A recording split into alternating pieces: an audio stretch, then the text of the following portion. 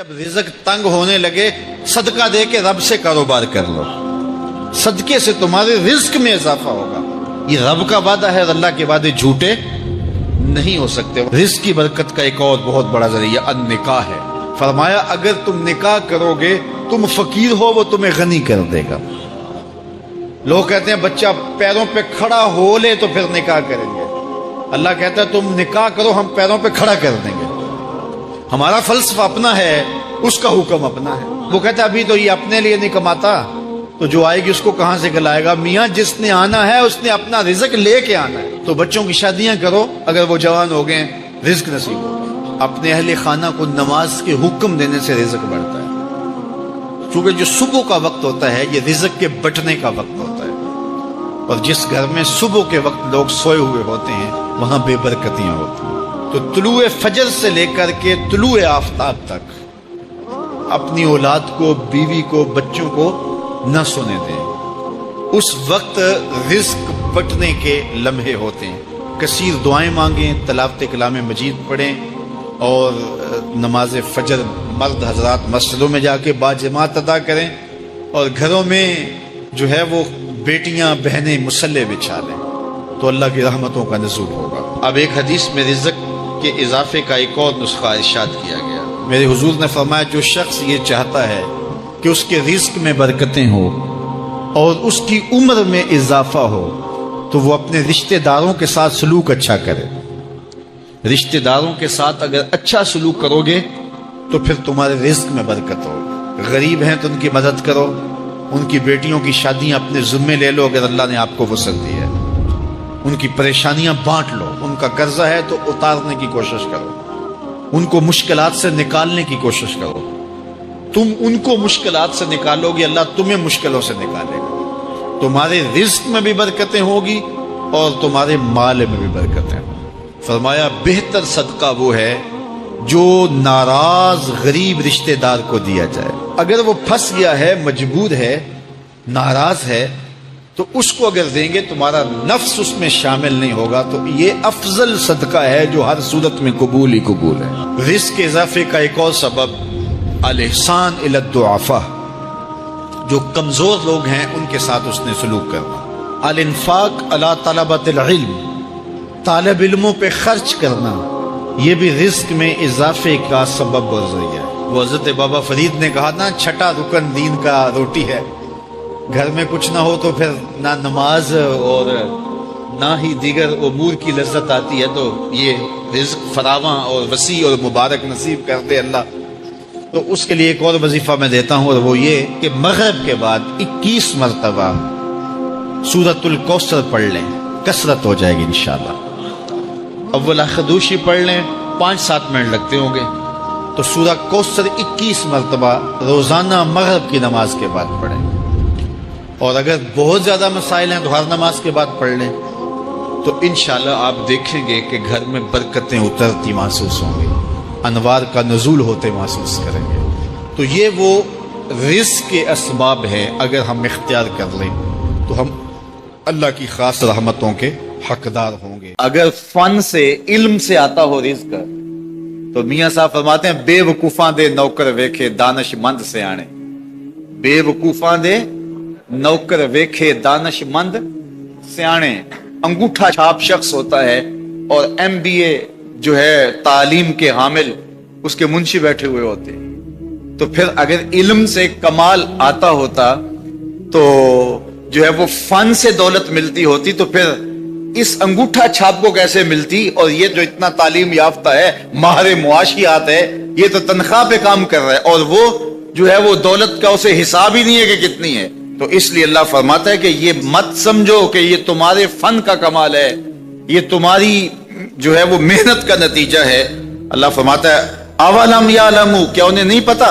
ان اللہ یبسط الرزق لمن یشاء، جس کو چاہتا ہے اس کے لیے رزق کے دروازے کھول دیتا ہے، وَيَقْدِرْ، اور جس کے لیے چاہتا ہے اس کے لیے رزق کو تنگ کر دیتا ہے۔ کئی لوگ کتنی محنت کرتے ہیں، نتیجہ زیرو، اور کچھ لوگ کچھ بھی نہیں کرتے، وہ مٹی کو ہاتھ لگائیں اور سونا ہو جائے، اور کئی سونے کو ہاتھ لگائیں تو مٹی ہو جائے۔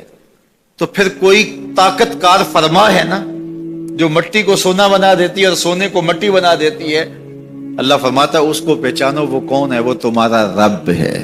मोमिन का तवक्कुल और मोमिन का भरोसा अल्लाह की जात पे होना चाहिए।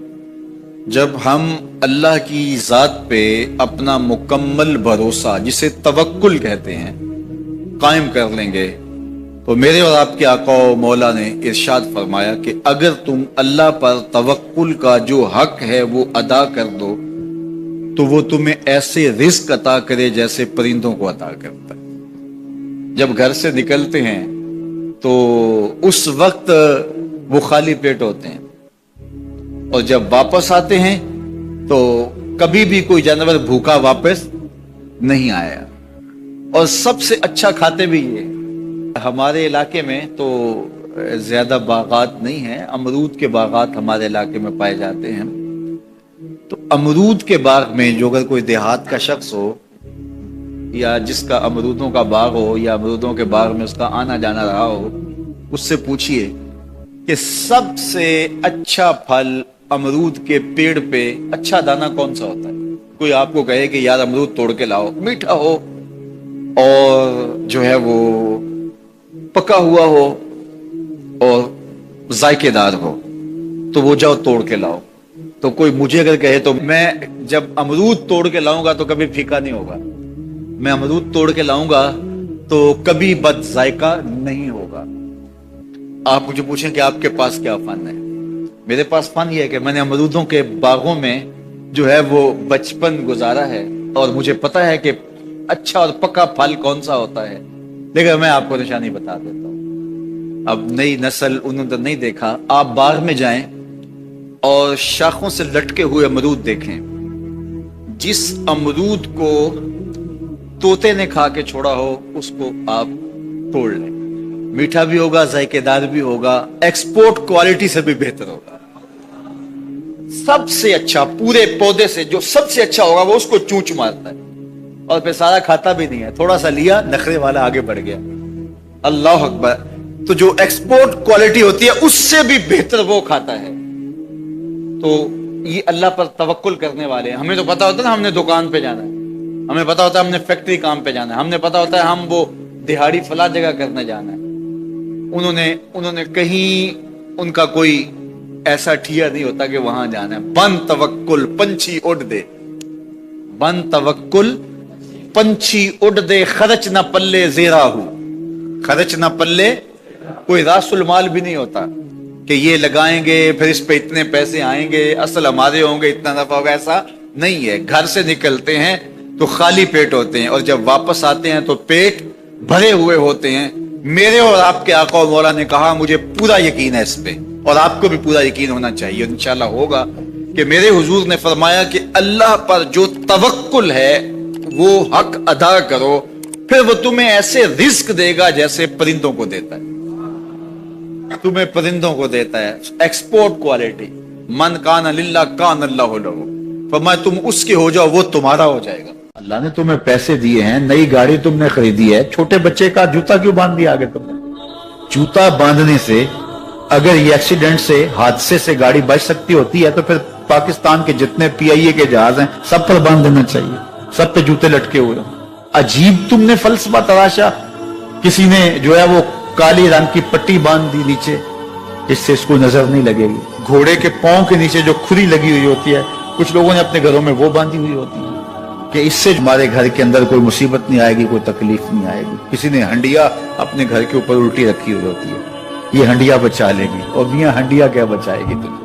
अल्लाह के कहर से कुछ नहीं बचा सकता। जब तुम्हारे ऊपर कोई मुसीबत नाज़िल होनी है तो कुछ नहीं बचा सकता। अगर बचना चाहते हो तो फिर अल्लाह से इस्तिग़फ़ार करो, अल्लाह ताला की तस्बीह करो, अल्लाह की तहलील करो, मेरे हुजूर पे दरूद पढ़ो, फिर देखना कि मुसीबतें टलती हैं या नहीं टलती। तो ये खामखा के रुकिए, और ये आमिल लोग जो हैं इनका तो काम ही यही है, इनका काम चलता है लोग ज़ोफुल इत्तिकादी में मुब्तला रहे हैं और ये कह देते हैं कि आपके खानदान में एक मनहूस औरत है, ये उसका किया हुआ है, तो कोई ना कोई मनहूस तो पहले ही उन्होंने तय कर रखी होती है, फौरन ज़हन वहां जा क्लिक हो जाता है। اس کا نون سے نام شروع ہوتا ہے، اس کا کاف سے نام شروع ہوتا ہے، اس کا جیم سے نام شروع ہوتا ہے، تو پورے خاندان میں کسی کا نام کاف، نون یا جیم سے تو شروع ہوتا ہی ہوگا، یا دوستوں میں، تو فوراً ذہن جو ہے ادھر منتقل ہو گیا۔ اب یہ بابا جی نے بتا دیا ہے، ہاں ہاں ہاں اس نے یہ بات کی تھی، کچھ باتیں یاد آنے لگی، اس کاف سے شروع ہونے والے نام کے ساتھ نفرت پیدا ہو گئی۔ اس بابے نے نفرت کا کاروبار کیا، اس نے تو 100 روپے 200 روپے لے لیے، لیکن دو انسانوں کے اندر نفرت ڈال دی۔ اس کا گریبان کل قیامت کے دن پکڑا جائے گا۔ ان ملنگوں کے پاس، ان ذوف الاعتقادی کو پھیلانے والوں کے پاس کبھی نہ جاؤ۔ تمہیں مصیبت پڑی ہے، تمہیں لگ رہا ہے کہ شاید میرے اوپر جادو ہے، تو پڑھو نا سورہ بقرہ، جادو جڑ سے اکھڑ جائے گا۔ 40 دن اپنے گھر میں سورہ بقرہ پڑھو، برکت ہوگی۔ کہتے ہیں مولوی صاحب 40 دن تو نہیں پڑھی جا سکتی، 2.5 پارے، ہمیں کوئی تعویذ ہی کرتے ہیں، ہم شارٹ کٹ چاہتے ہیں نا، روزانہ صبح 2.5 پارے سورہ بقرہ پڑھے، یہ تو ہم سے نہیں پڑھی جائے گی، تو آپ کوئی تعویذ ہی لکھ لیں۔ کاروبار میں برکت نہیں، میں کہتا ہوں پڑھو نا سورہ واقعہ، 3 رکوع ہیں، برکت ہوگی، ہم کہتے ہیں ہمیں تعویذ ملنا چاہیے، بس وہ ہم گلے میں رکھ دیں، بٹوے میں رکھ لیں، پرس میں رکھ لیں، اور ہمارا کام ہو جائے، ہمیں کچھ بھی نہ پڑھنا پڑے، ہمیں وضو تک نہ کرنا پڑے، نماز نہ پڑھنی پڑے، اور برکت ہو جائے۔ ایسے برکت تو نہیں آتی۔ اس لیے چھوڑو ان کی جان، آؤ قرآن مجید پہ آؤ، آؤ سجدوں پہ آؤ، آؤ دعاؤں پہ آؤ۔ سحری کے وقت اس کی رحمتیں آواز دے رہی ہوتی ہیں، حل من مسترزقن، ہے کوئی رزق مانگنے والا، اور تم اس وقت سوئے ہوئے ہو، سارے دن ٹھوکریں کھاتے ہو۔ آؤ نہ اس وقت جھولی پھیلا کے، ہاتھ پھیلا کے کہو مالک تو جھولیاں بھر دے، تو پھر دیکھنا میرا بیٹا سالم مشرکین کی قید میں ہے اور میں فاقوں کی حالت میں ہوں، تو فرمایا آل محمد کے پاس ایک سیر جو ہیں، بس اس کے علاوہ ہمارے پاس بھی کھانے کے لیے دنیاوی اسباب نہیں ہیں۔ کہا صبر کرو اور اللہ سے ڈرو، اور لا حول ولا قوت الا باللہ کثرت کے ساتھ پڑھو۔ یہ ایسا وظیفہ ہے، ایک حدیث پاک میں آتا ہے کہ یہ 99 بیماریوں کا علاج ہے، اس میں سب سے کم درجے کی بیماری ہم اور غم ہے، یہ دکھوں کا مداوع ہے، مشکلات کا علاج ہے، اور یہ وظیفہ میرے حضور نے بتایا۔ حضرت ابو ذر غفاری رضی اللہ تعالیٰ عنہ کو حضور نے 5 چیزیں بتائی تھی، ان میں سے 5ویں چیز یہ تھی کہ ابو ذر کثرت کے ساتھ لا حول ولا قوت الا باللہ پڑھا کرو۔ فرمایا عرش الہی کے نیچے ایک خاص خزانہ ہے، یہ وظیفہ وہاں سے آیا ہے، یہ زندگی میں معمول بنا لو، جب پھنس جاؤ، مشکلات میں آ جاؤ تو لا حول ولا قوت الا باللہ پڑھو، اللہ راستے کھولے گا۔ تو حضور نے 3 چیزیں فرمائی، اللہ سے ڈرو، صبر کرو، اور کثرت کے ساتھ لا حول ولا قوت الا باللہ پڑھو۔ وہ فرماتے ہیں کہ میں یہ عمل شروع کیا، ابھی گھر میں بیٹھا ہی تھا کہ دروازے پہ دستک ہوئی، تو میں اٹھا کہ دروازہ کھولوں دیکھوں کہ کون ہے، تو دروازہ کھولا، دیکھا میرا بیٹا کھڑا ہے اور اس کے پیچھے 100 اونٹ کھڑے ہیں۔ تو میں نے کہا کہ تم اور یہ اونٹ؟ کہا مجھے موقع لگ گیا، میں ان کی قید سے بھاگ آیا۔ وَيَرْزُقْهُ مِنْ حَيْثُ لَا يَحْتَسِبُ، وہ تمہیں وہاں سے رزق دے گا جہاں سے تمہیں گمان بھی نہیں۔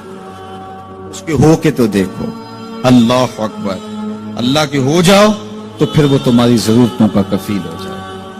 فرمایا حضرت عبداللہ ابن مسعود رضی اللہ تعالیٰ عنہ نے کہ کسی شخص کو فقر و فاقہ آ جائے تو وہ لوگوں کو بتائے کہ میں آج کل بڑے مشکل حالات میں ہوں، ہر وقت لوگوں کو بتاتا رہے، تو اس کی مشکل بڑھے گی، اس کی مشکلیں آسان نہیں ہوں گی اس طرح۔ اور اگر وہ اپنی اس مشکل کو کسی سے شیئر نہ کرے بلکہ مصلی بچھا کے اپنے رب سے کہے کہ مالک فقر و فاقہ آ گیا ہے اور اس کا علاج تیرے پاس ہے، اس مرض کا مداوع تیرے پاس ہے۔ حضرت عبداللہ ابن مسعود فرماتے ہیں کہ رسول کریم نے فرمایا جلد یا بدیر اللہ اس کو مالا مال فرما دے۔ یہ بھی کبھی کر کے دیکھو، مشکل آ جائے، فاقہ آ جائے،